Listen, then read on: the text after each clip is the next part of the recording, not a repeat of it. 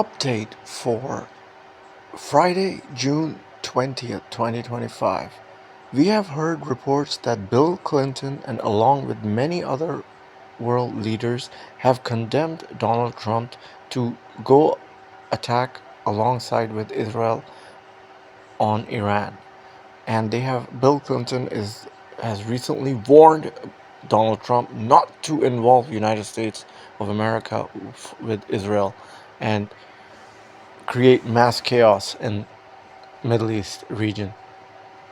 And further reports are coming from Qatar.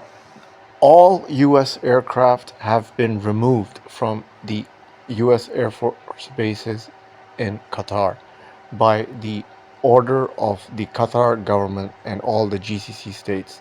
So now the U.S.